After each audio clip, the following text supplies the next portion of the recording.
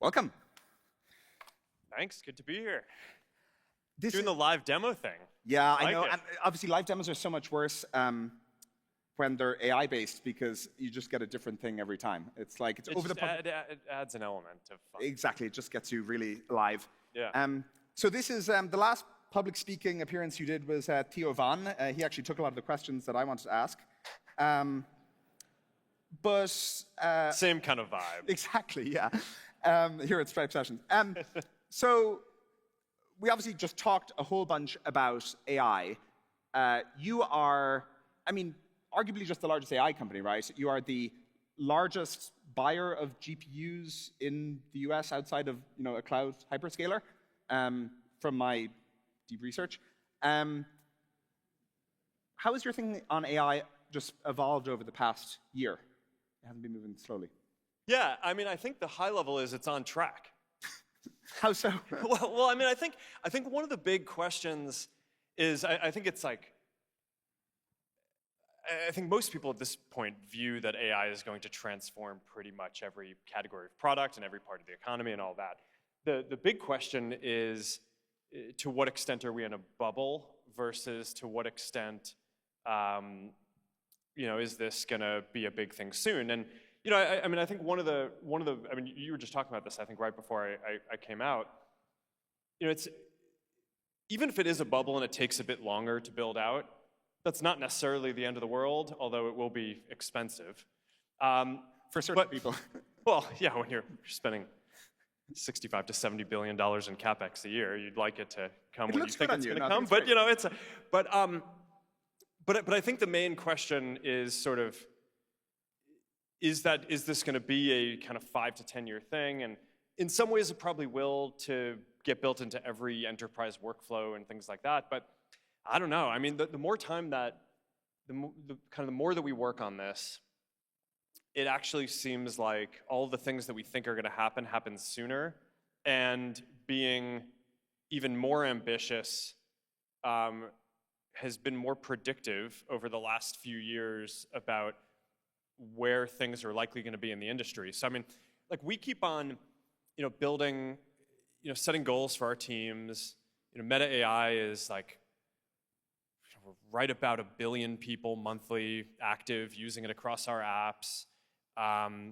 We keep on setting these goals for, what do we think is going to be the most used AI? What do we need to do?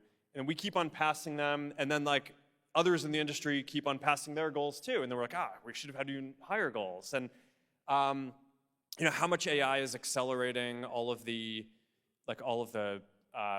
business agent stuff that we're doing, and advertising and changing that. It's like, it's all just happening very quickly. Do you want to describe the business agent stuff briefly for people who aren't familiar? Maybe everyone's familiar. Yeah, well, I mean, there's two basic versions of this, and I think this is probably good context for folks here to have. I mean, one is just the transformation of the ad system, right? Where, it used to basically be, if you wanted to run ads, you had to like come up with your own creative, and you had to come up with who you wanted to reach. You had to kind of have a sense of who your customers were, and do a lot of your own measurement. And over time, we've just like automated more and more of this stuff.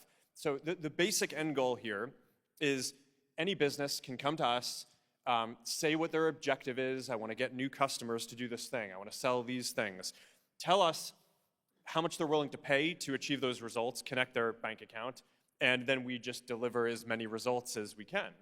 And in a way, I mean, it's kind of like the ultimate business results machine. It's probably, I think, going to be one of the most important and valuable AI systems and kind of business systems that gets built. Now, I mean, obviously, there's a whole ecosystem around this stuff. No one company is going to do everything in advertising. There are all these companies that specialize in doing creative work, and they'll keep on doing that. And but it will be possible in the future that if you're running a small business, or maybe even a larger one, you won't even need to have to start off with a creative. Maybe you can. Maybe you'll get better results. But you could just come with a goal, and how much that's worth to you, and we'll just kind of deliver results across our platform. So I think that's cool, and I think is going to pretty dramatically change what advertising is. Historically, advertising has been about 1% of global GDP, but that includes all the stuff that's really inefficient. Like, you buy a billboard, and like 3/4 of the people who see the billboard are not target customers. So when you actually can change it so it turns into this like AI business results machine, I think that, just like the overall internet economy is going to grow, I would guess that what we currently think of advertising will sort of grow as a field and will be a larger portion of global GDP. It's interesting. I mean, a lot of innovative companies are experimenting with different kinds of automation with our platforms, and that's kind of a fun thing that we can get into.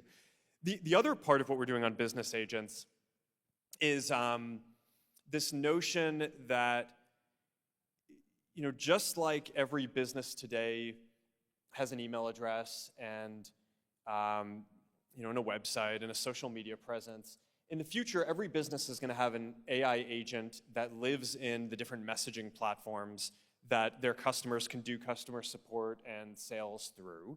And there's sort of this wild precedent that we've seen so far in a couple of countries where, like Thailand and Vietnam are kind of these interesting cases for us, where there's relatively low cost of human labor, and because of that, a lot of the economy is sort of developed around messaging.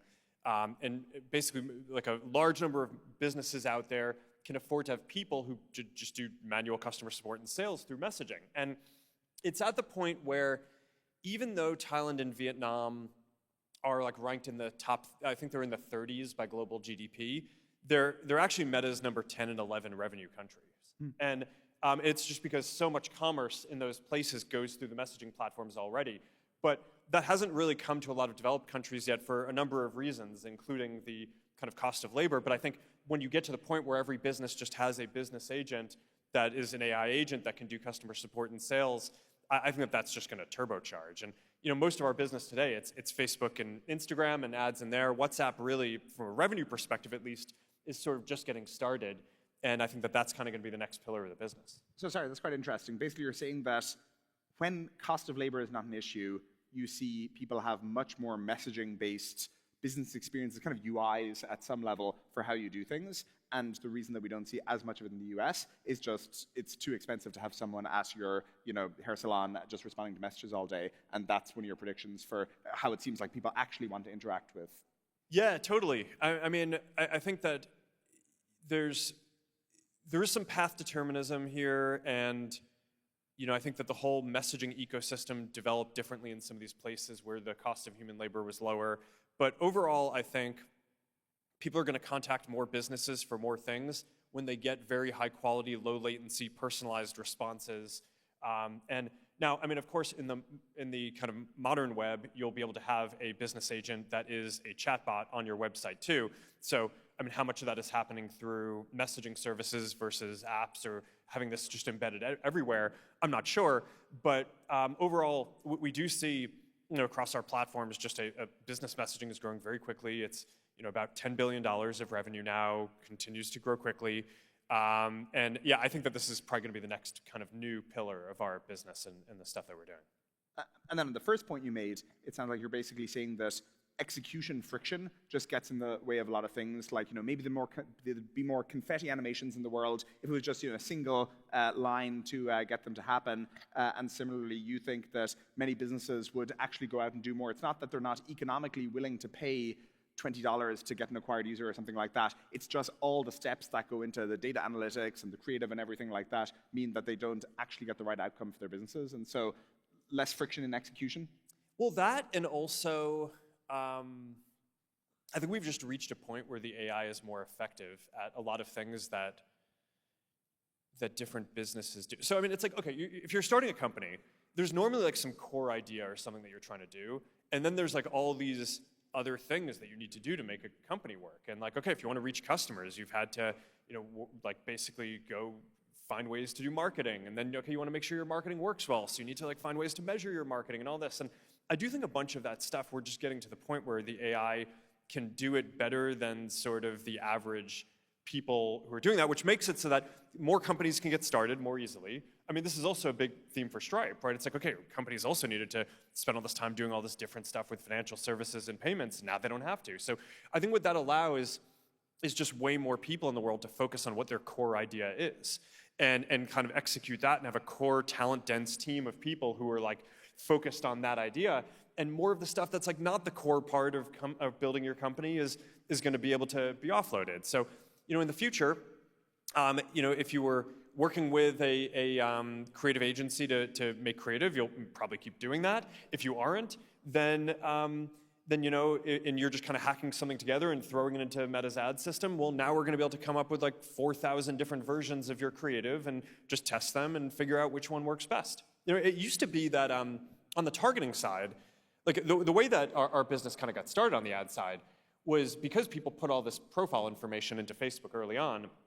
It used to be like a great place for a business to say, okay, I think my product is like, I think like women between like, you know, 18 and 28 in this city are really going to love this thing. And like Facebook early on, it was like the best place to go reach them because, okay, we kind of knew who people were and had all this, people had input all this demographic information.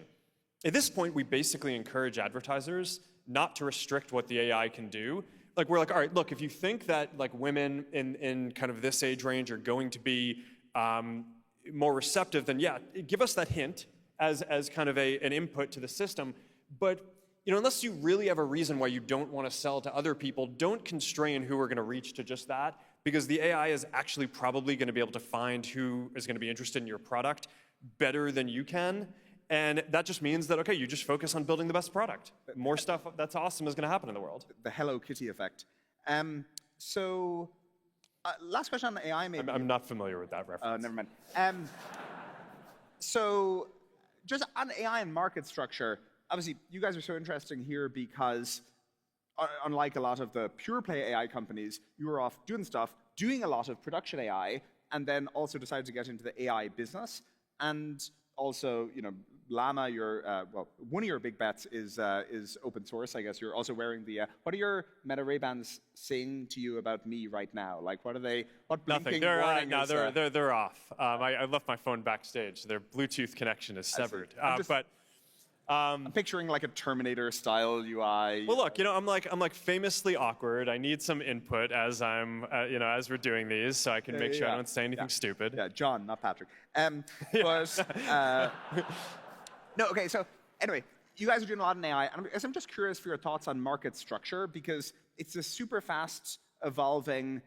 Like, it feels to me like the first time since I moved to the Valley that we've been in a tech race. You read about the development of, you know, the computing industry in the 1980s, and there's a new leader every 6 months. And we didn't have a good tech race for a while, and now we do, where there's constantly evolving leaders, and it's just not clear even where the value capture happens. And so I'm curious how you see the chessboard.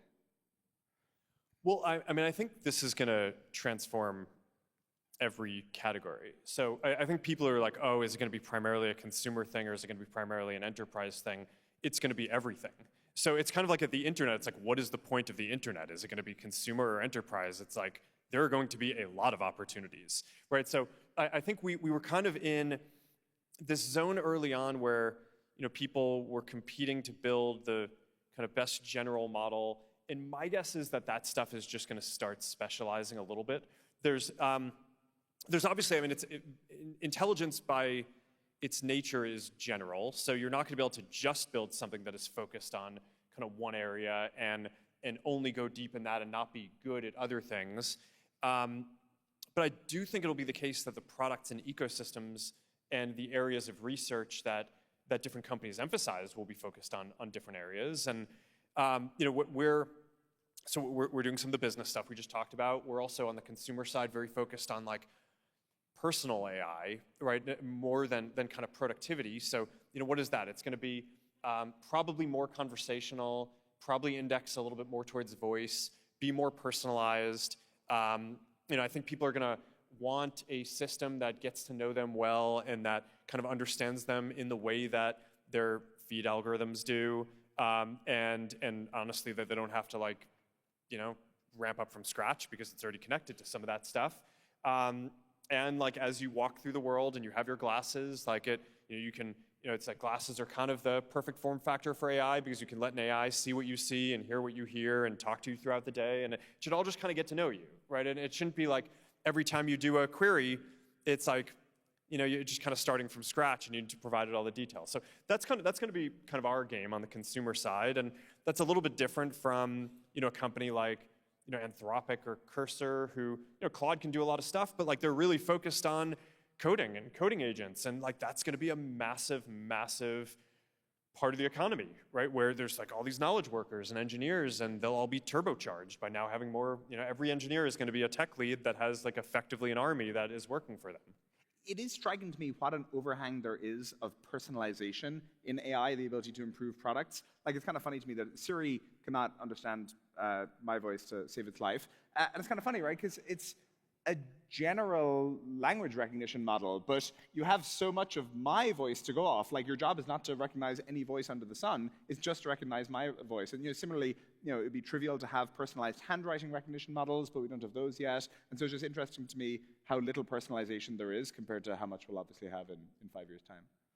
No, I mean, I think it's very little right now. I think we're just starting to scratch the surface with some of these products on like, okay, they learn from what you've talked about in the past and what you've told them in that model. But I think it's pretty clear that you're going to want to connect more and more things to your AI.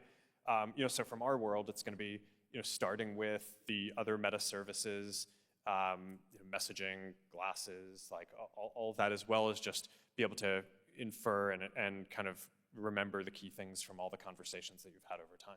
No, it's going to be really good. I'm very excited for the Stripe sessions in 5 years' time and what we're... It's going to be, it's going to be wild. It's going to be a wild time. Does it feel like a wild time to you? Like, again, it feels... Oh, yeah, it's the craziest. But, like, it's very amazing. Different. Yeah, it's very different to 3 years ago. Things were just quieter 3 years ago. Maybe not for you. Well, I think it was starting 3 years ago. It's ramping. It's ramping. I don't know. I think it's the most exciting time. But it's like, no, it's really good. I think it's just but I do think that everyone needs to kind of rethink a lot of the different ways that their products work. And over time, I think that there are going to be a lot of opportunities for just building companies in different ways too. Like, there's the version of this where like everyone at your company just gets a ton more leverage. And that's the version that I'm kind of excited about. People are, I think, very fixated on this notion of AI is going to be able to like replace people's jobs. It's the wrong mental model. Yeah. I mean, I guess if we get into like some kind of really deep recession and the order of the day is like everything needs to be more efficient, I guess AI can be used to make things more efficient. But I mean, across what we do, there are all these places where there's stuff that just like wasn't cost effective to do before. Like provide voice customer support for everyone who uses Meta. It's like, all right, there's billions of people use, it's like that would cost so much, right, to do. It's like we would cost us so much, and we don't charge for our product. So our business model doesn't quite support that. But okay, maybe now if you could have a voice AI that could answer 90% of people's questions, maybe now it actually becomes. Maybe now it makes sense to go hire the people to go answer the other 10% of questions that the AI can't, because you could kind of, again, you're just getting this like 10x leverage, and it's just super, super powerful. This is where someone whispers Jeffen's paradox from off stage. Yeah. But, okay, as we live through this very fast-changing landscape, you are positioning Meta for it. And one thing, as I was preparing for this, that I was observing is it feels like you are early to a lot of tech trends. So here's my argument for this. You built your own chat app when you were 11 before AIM took off. This was in 1990. Yeah, gotta connect my dad's different offices in his dental office. I built him Zucknet. Yeah, so with the computers at your dad's dentist's office. The Oculus had to convince him to get me a computer. It's like, okay, so it's a good the business model of a kid is like do useful things for your parents in order to get computer. See, it's always been about business messaging. So it really has been. You acquired Oculus 11 years ago. Like, AR was not a cool thing 11 years ago. I don't know, is it fair to say that FAIR, the AI lab, was kind of one of the earliest big things you guys did in AI, but that was 2013, again, before the entire current trend. I want to get to Libra later on, the thing people are obviously most excited to hear about. But that thing's dead. But the good news is you have reincarnated the idea with Bridge into something that is going to do much better, because now there's actually a company that is fully focused on this that's going to absolutely nail the opportunity globally. We are seeing a lot of stablecoin growth, as we showed the chart. But I guess, is this part of your self-identity, being early to tech trends, and this is how Meta stays ahead, and this is kind of how you have been good at what it is that you do? I mean, well, it's certainly more fun when you're early than you're late, but I mean, there's plenty of things that I'm late to and have to kind of claw our way back into the game, which I think we're pretty good at that too. But I don't know. Well, what were we late to? I mean, like Reels, right? TikTok got to be pretty big before we're like, okay, we need to go win. But Reels is pretty big. Seems like people are watching a lot of Reels. Look, you did fine on Reels. We're doing okay. We're doing okay. Yeah. But I mean, you know, TikTok is a very big competitor, and yeah. So there's some things that we're kind of ahead on, some things that we're behind on. I think that's the nature of the world. If you're behind on everything, that probably doesn't work. For the next computing platforms, and I guess the way I thought about it was, I started the company in 2004. Like the smartphone, or the iPhone at least, came out in 2007. So, you know, we were still in the phase of just like existential, trying to survive and like kind of be a reasonable company at the time that all the smartphone stuff was getting done. So we obviously weren't going to play any role in defining that. And the smartphone overall, I think, has been, you know, it's been great in a bunch of ways. Now everyone has a computer in their pocket that they could bring with them all day long, and great for communicating, great for entertainment, great for all this utility. It's good. The thing that's complicated for us is like we deliver our services through our competitors, right? So Apple and Google, probably, you know, two of our biggest competitors. It is awkward, right, to basically have the main kind of way that you distribute your service. When you run into Tim and Sundar, is it awkward? God, you know, I'm going to dodge the Apple thing again. You're really trying to drag me in here. Tim's had a bad week. I'm not going to pile on.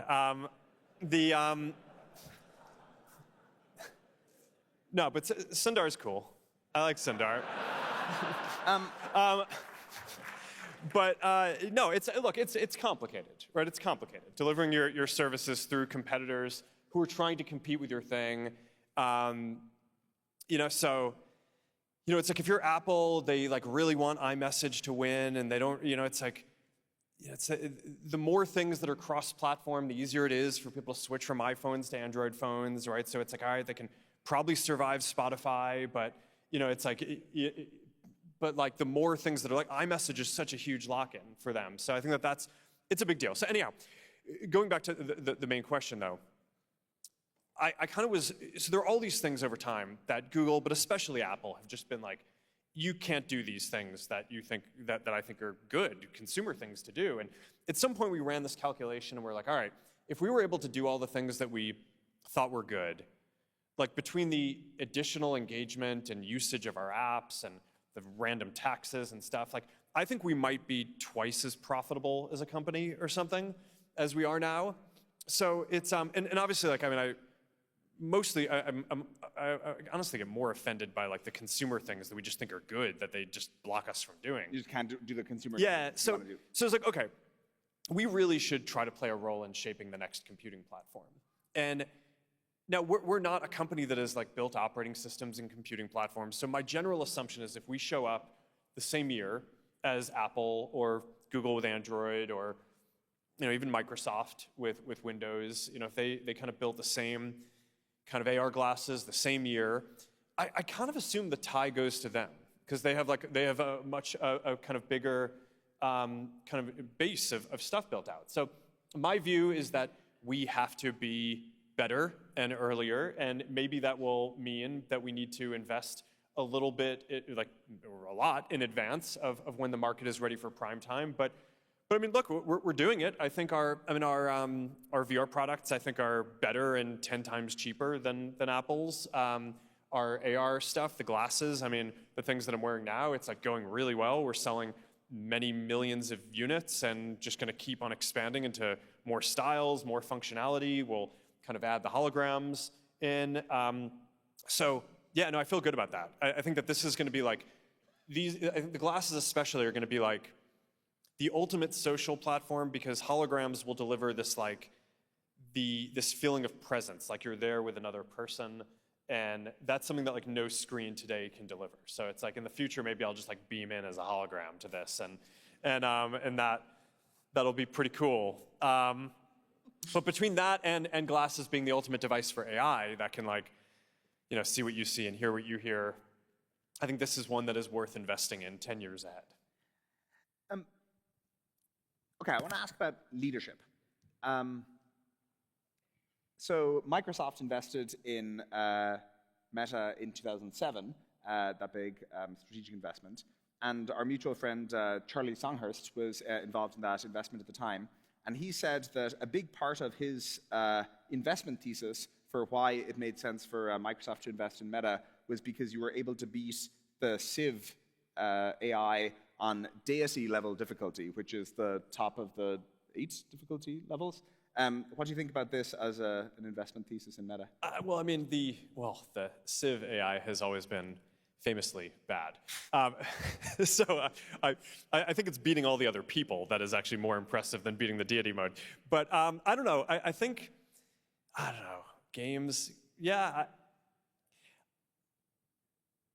I definitely, there's one theory on kind of hiring or investing in people, which is like, being able to be excellent at one thing is sort of shows that someone has the discipline to be able to become excellent at something, right? So whether you're like a Olympian athlete or good at any one area, or like I think that level of achievement, it sort of requires a basic level of dedication, a ability to basically learn new things and master things. And I think in general, people who can do that, it's kind of like the thinking on going to school, right? It's like, okay, maybe you learn some stuff in your courses, but really, in theory, you're supposed to learn how to think and learn new things. And so I don't know. I didn't actually know that he wanted to invest because I was good at. I'm sure they told you it was if the I were metrics picking like the things that like I might be good at, I wasn't going to think that like Civ is like that meaningful of one of them, but I'm glad to know that that's what got the deal done. It's like all those thousands of hours playing Civ are actually useful. Exactly. Go back and tell your parents now. Yeah. It's like, I just want to correct the record about video games. Yeah. So last year we had Jensen Huang here, and he had a conversation with Patrick, and he described his management system, which, as you probably know, is somewhat singular. He has 60 direct reports. Doesn't do any one-on-ones, and it kind of goes from there. Do you have an unusual management system, like what will be in the Mark Zuckerberg management book? Where do you differ from the orthodoxy? That's a good question. So I don't have 60 direct reports. I don't even like managing people. So I don't. I mean, so that's different from the orthodoxy somewhat, No, so actually, the way that we've set up the company is we have, there are a bunch of really great leaders who we have like 15 different product groups, everything from like Facebook to Instagram to our ad system to VR to the glasses to like all the different stuff. And I kind of think that the people who run those 15 groups or so are like the people who are running like the real things. And then, but I don't want to have 15 direct reports. And so we kind of have organized the company thematically where, all the apps report to Chris, and all the kind of cross-cutting services like the ads and the infra and the integrity systems and all that stuff report to Javi. And a lot of the like future tech platform stuff reports to Boz. And that's great. But I've also set it up so I just like go to the people who, so I mean, obviously those people are all brilliant and I work with them super closely, but I also go like directly to, the people who are running whatever the thing is that I care about. So we're very non-hierarchical in that way. I think of our management team is not really just my direct reports. It's sort of like this broader group of like 25 to 30 people who I try to include in everything. So you don't have 60 direct reports. That would be crazy. However, there are 25 to 30 people to whom you go and direct their work. Probably more, but at least 60 direct reports would be crazy. Well, what's the point of having direct reports if you're not going to like do one-on-ones? Well, I actually don't do one-on-ones with the people who report to me either. But sorry. So let me stop that sentence and cut that off. But why would you have 60 of them if you aren't going to do direct? Like, I actually believe management is important, right? And like part of the reason why I don't have all the other people to do. I think if you're going to report to me, you need to be able to manage yourself. But I believe that for the rest of the company, management is kind of important, and it's like an important way that people grow. But for the team, I like want to have sort of the largest group that I think can basically have context on every single thing that's happening across the company. And so that way they can go do as much as possible. And so that's why I have this group that I sort of ironically call small group, but it's like, 25 to 30 people. And that's like the people are small like group running auditorium all these things, and that's like, and I invest a lot of time in like making sure that there's a group that's very connected to each other and that have all the context on what's going on inside the company. And that's sort of like the core army that can go get like anything done across the company. But I guess the other thing that maybe is non-orthodoxy, it may be like a little pithier to explain this. I basically don't believe in delegation.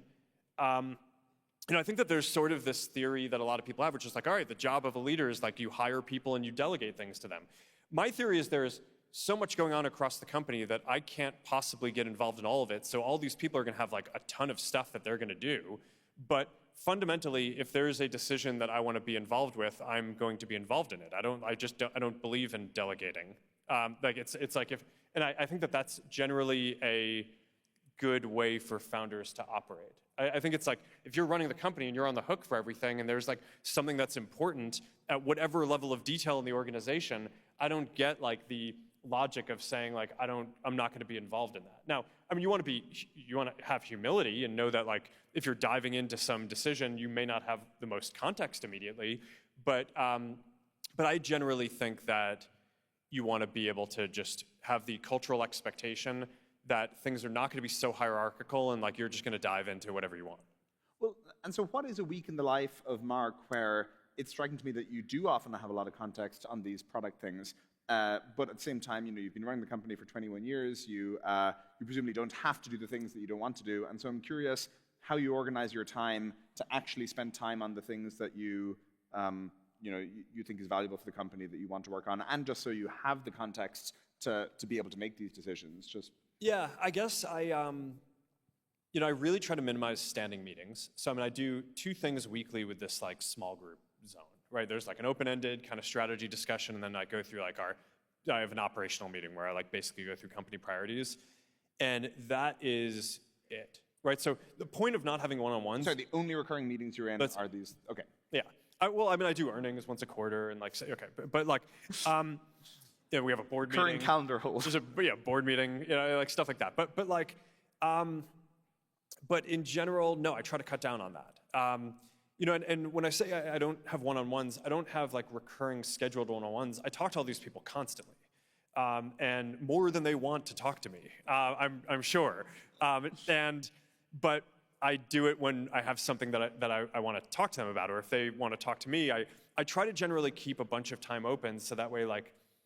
Stuff is pretty dynamic, and like you wake up in the morning and you're like, okay, I need to work on these 3 things today, and I want to make sure that I have a block of time where I can go do that. I get really frustrated and bad mood if like my whole day is scheduled and there's like a thing that I know is really important and I like don't get time to do it because I'm sitting in other things that are not the most important thing to be doing. It's like you have too many days like that in a row and I just like explode.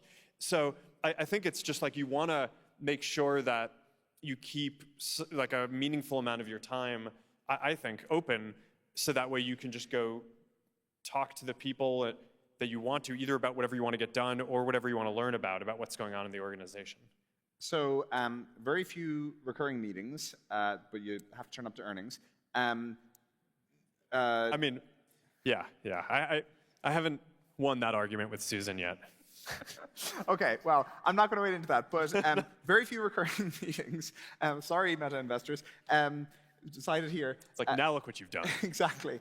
Very few recurring meetings, diving deep with the core. No, I think going to earnings is actually pretty good, for the record.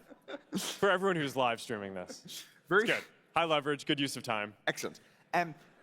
Very few recurring meetings, diving deep with the people that you actually need to spend time on, and tons of free time. It sounds like that's part of what has allowed you to actually be ready for these new things. Yeah, that and like really good people. Yeah. Right. I think like it's that's what struck me about the Meta senior leadership team. Very strong leaders who've been at the company a very long time. Yeah, we have a tenured team. I mean, one of the things that's interesting. So we have these like 15 or so different product groups. one of the things that I think is really cool is none of them actually started at the company running a product group.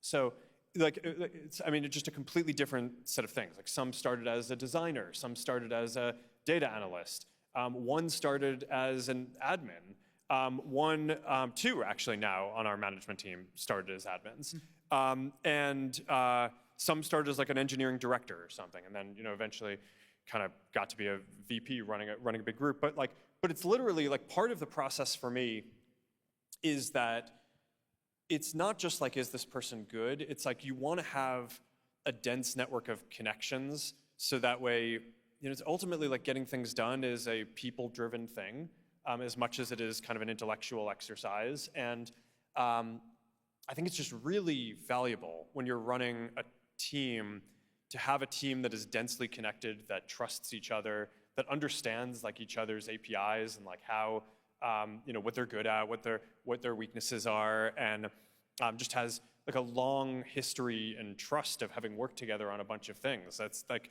you can't hire that. You have to build that.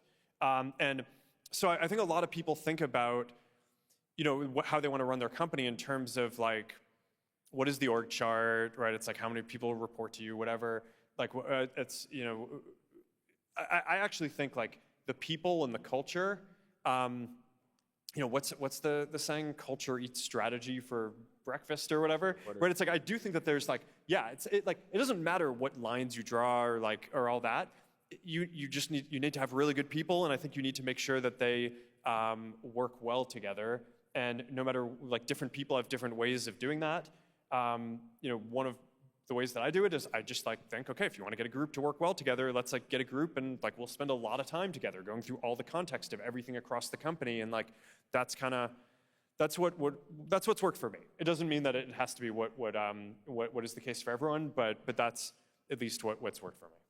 In a way, I think this is like an old-fashioned management philosophy of a high-trust group that spent lots of time together that's pretty well bonded. And so there's some ways in which you're embracing the orthodoxy. And sorry, I have a very oddly specific question, but I was just wondering, like, everyone here is running a business where there's a tension between investing in the current thing that's working and we could just do an iterative improvement, or your version of the Meta Ray-Bans or Llama or some new thing that could be a huge business in future, but just like it's not going to show any interesting P&L contribution this year or next year. And I think that problem is interestingly scale invariant. Like we had it when we were 10 people at Stripe, we were at it when we were 1,000 people at Stripe, we still have it. You're always debating between the, this year payoff, next year payoff, 10 years from now payoff. Do you think about that question quantitatively? Do you just do stuff that you think is cool? Like, you see what I mean by the problem, right? Every single business faces sort of just the competing time horizons. Yeah. I don't know that there's one answer to it. Obviously, some of that depends on like how profitable is your business and how many bets can you take long term. Like obviously, when you're getting started, you're like just trying to survive. Step one, be very profitable. Yeah, step one. Yeah. Well, I mean, look. Yeah, I think every business goes through the phase early on where you're just trying to like survive and become a stable and self-sustaining thing. And you obviously want to do that in a way that has an eye towards the future. But I think that there is this just sort of like grappling to get to some kind of sustainability part. That's the beginning of a business. And then after that, you can make different bets. I don't have a specific kind of quantitative or financial framework for this. It might be better if I did. But I kind of just think like you want to get really good people to do all of the different things, and then you want to do all of the things that you're doing well. And so I think like part of this is we can do the long-term stuff because we do really well at the core business. And on a day-to-day basis, like I'm not spending really any time like doing the improvements to the recommendation algorithm in Feed or Instagram or the ad system, but like the people who are running those teams are amazing and they get whatever resources they need, right? Because like that's just like fundamentally, I mean, those are the core products that people come to the company to use. And I think that there's so much more upside in terms of delivering better personalized experiences, the business AI platform that I talked about earlier, all that stuff. And so you want to make sure you have, so I think about stuff maybe more in terms of people than finances, which is like, where are you going to allocate the best people and like who gets to eat first? And then there's just a question of, okay, like the more profitable you are, the more you can try different things on top of that, and the more of a surplus you have in talent, the more you can do good things, good additional things. But like, yeah, I'm probably more people focused on that than kind of. It's more about management bandwidth, yeah. We're almost out of time, and I can't believe I haven't gotten back to the most important thing to talk about, which is payments and stablecoins. Yeah, let's do it. And your earlier, no. I guess I'm just curious, what got you really excited about Libra and getting into the stablecoin space in 2019? Libra obviously didn't work out. Now we're seeing huge amounts of stablecoin adoption. But I'm just curious, what was your thesis back then? Well, so I kind of have this view that if you were starting a social app from scratch today, rather than starting it with a feed, I think that's a big thing too. It's sort of evolved into this like algorithmic discovery engine. I think you'd start off as a messaging platform, and basically the atomic unit is like a one-to-one encrypted message that's like super private and secure. And then you build like really secure ways for people to share all the things that they want on top of that. So like encrypted calls, encrypted location sharing, all this stuff. So it just seems journalists from the Atlantic. And like it seems self-evident to me that, again, not going to take the bait, but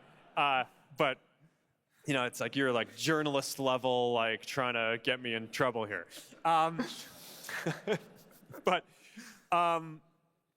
it seems sort of self-evident that like being able to pay and send money to people should be a core part of this. And so how that works, whether it's a stable coin or fiat or whatever, is perhaps less important, except that our messaging systems are inherently global. And as you know, sending money to people across lines, country lines, is like surprisingly, crazily difficult, right? So we're like, okay, like we're not a financial services company, but it just seems like this thing is so broken that like someone needs to build a stable coin, and the thing that needs to exist is basically it needs to have a certain amount of scale in order to become a standard. And our take on that was like, all right, maybe we can do that because Meta is a kind of large enough company to kind of build this in a standard, and like WhatsApp is a large enough app that maybe if you get people transacting in that becomes a standard. Honestly, what you're doing makes much more sense than what we were doing. I think these things are very DNA driven, and like you guys are I think the we best, think about it a lot, the best, like financial services payments company. Whereas this was a project for us, this is like your whole company is making this thing go well, and your talent density, I mean, just going back to the question we were talking about before, is super deep in these areas, and you have like all these awesome people who are like very interconnected to the company who are going to do this, and that's why, I think you guys are just kind of steadily building what I think is going to be one of the most valuable companies in the history of the world, and I really admire the way that you guys run the company and all that.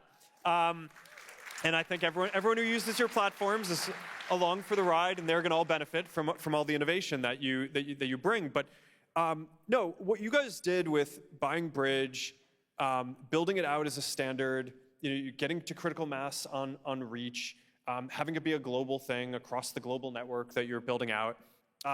It makes a lot of sense to me. I think it's going to work, and I think you guys are probably the much better company to do this, I think, than we would have been, and I'm glad it's happening.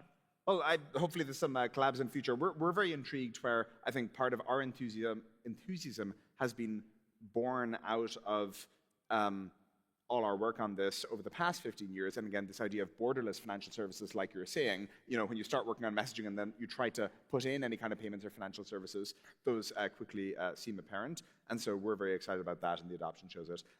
Very last question. Any advice for this group? You have thousands of entrepreneurs in the room, people at earlier stages in their journey. I know it's kind of hard to provide generalized advice, but based on everything you're thinking about right now. Well, I think we've talked about a bunch of the themes, right? So one is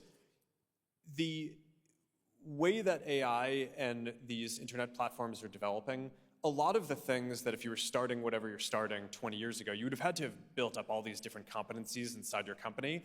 And now they're just great platforms to do it. I mean, you can run your whole business using all the different things that Stripe has. And I mean, that's awesome. Like, we didn't have that when we were getting started, right? We had to build up all this stuff. You can basically find customers and interact with your customers using all of the AI stuff that I talked about earlier. So it's like, I think that just, what does that mean? I think it means that you can focus on like the core idea of what your company is better.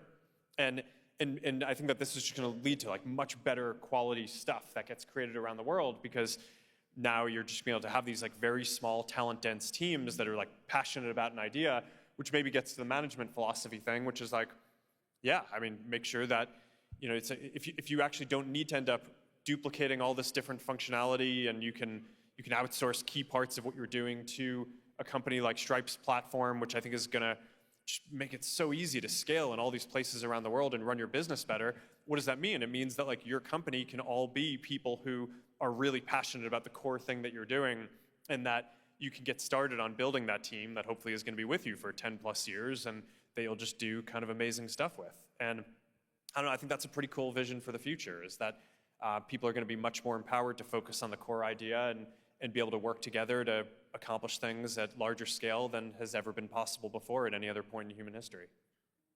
People have a lot to work with. All right.